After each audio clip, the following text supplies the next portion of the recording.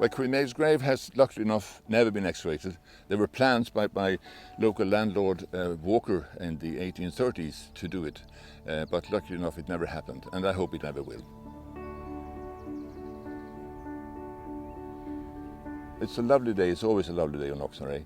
We're going to walk up the hill and we're going to do about 6 or 7 different stops at different points. And at some level we're going to talk about the landscape as such and the wider significance of Knocknarea and this entire Coolera landscape, and also extending down towards Carrowkeel in the Brickley Mountains. And then we're going to walk up on the very summit, and we're going to stop at 3 or 4 of the smaller tombs, and of course also explore the base of the Queen Maeve's grave. At that time, 5,000 years ago, you would have different kind of rituals. Maybe you could see it as a pilgrimage site, people coming from afar to walking up the hill along certain routeways and gathering up on the summit.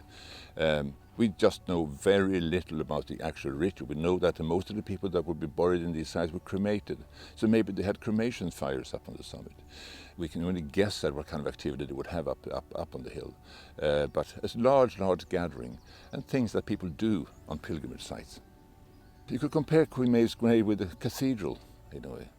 A huge undertaking for a very long time, maybe generations, to build this cairn.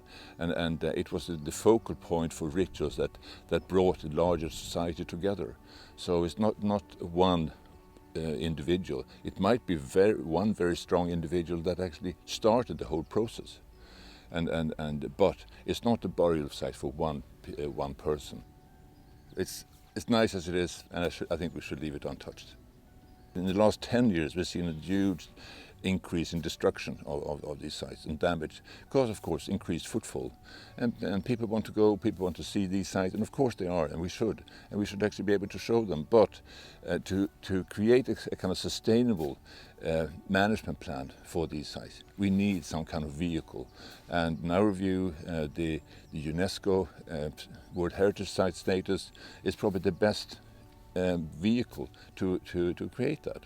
I mean, these sites are actually fantastic, and they are unique in the world in many ways. And that's where the entire landscape concept comes in, and how they actually transformed this entire landscape into a landscape of monuments about 5,000 years ago.